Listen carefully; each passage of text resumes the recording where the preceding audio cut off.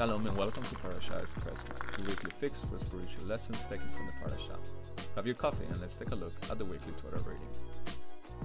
Today we'll be looking at Parashat Acharei, which runs from Leviticus chapter 16 verse 1 to chapter 18 verse 30. Enjoy it and don't forget to give us your feedback on Facebook, Twitter, YouTube or via our website.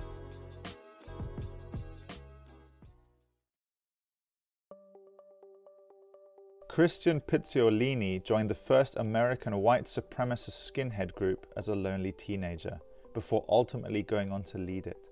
Obsessed with power, he was listed as the most powerful white supremacist leader in America by the Anti-Defamation League.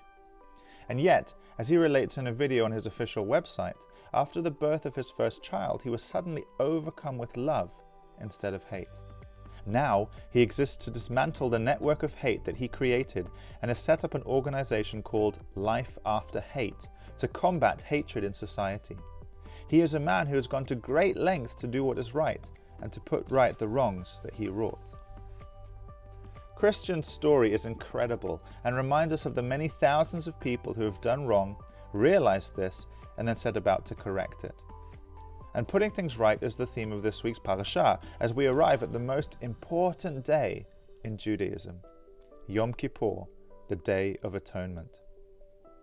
The other holidays that God gives us in the Torah are summarized usually in a matter of a few words, with Passover being the obvious exception. But Yom Kippur is so important, it gets its own chapter right in the middle of the book of Vayikra. Following on from the elaborate ceremony to cleanse people with skin disease last week, we have an elaborate ceremony to mark the special day. 2 goats are selected, one is led out to the wilderness to die, while the other is slaughtered and its blood is sprinkled inside the innermost tent of the Mishkan, where the Kohen HaGadol, the high priest, entered in uniquely on this day, once a year, in order to procure forgiveness for the people. For our ancestors, the message was clear. Over the course of the year, we had done, said, and thought things that didn't measure up to God's standard. Now, thanks to the help of some blood and a representative, we were going to be able to receive forgiveness. It truly was a momentous day in our yearly calendar. But there's another message in the story of Yom Kippur. Yom Kippur shows us that we can't always put things right ourselves. Sometimes we need some external help. Of course, the Torah is very clear on issues of making restitution, repaying what was stolen, repairing what was broken, etc.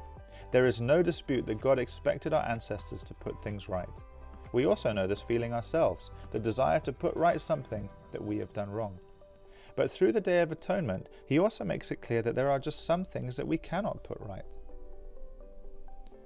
When we think of doing wrong or making mistakes, we tend to automatically think of how we can fix it. But some mistakes, as I said before, we just can't undo. What about the famous Italian footballer Roberto Baggio, whose missed penalty cost his side the World Cup in 1994? Of course, he could try and improve his penalty taking in the future, but that won't undo the past, nor help Italy to win the World Cup. Some mistakes can't be undone. Others can be undone, but we tend to fix our attention on the horizontal human relationships involved instead of the vertical relationship with God.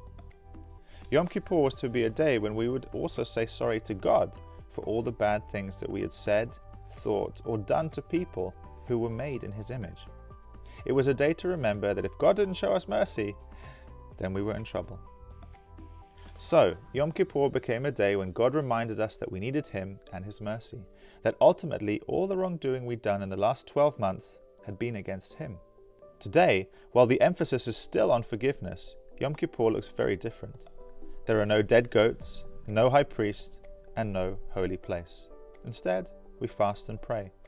But for those of us who believe in Messiah Yeshua, there is a difference.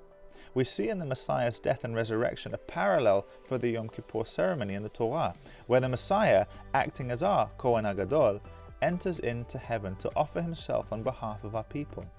He was executed outside the city of Jerusalem, just as the goat was led off in the wilderness to die.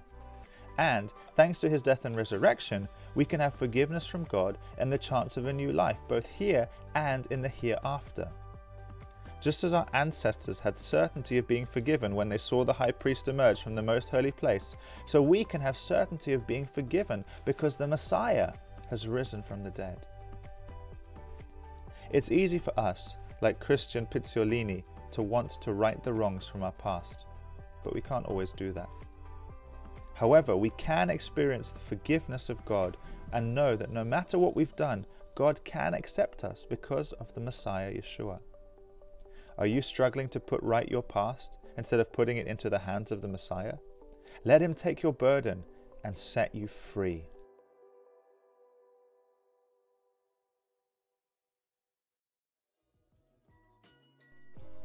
That's it for this episode. We hope you enjoyed our Parasha Espresso. Please don't forget to subscribe to make sure you get the latest episodes. We'd love to hear from you, so please get in touch with us on Facebook, Twitter, YouTube, or via our website at 𝐾𝐜𝐴𝐬𝐡.de.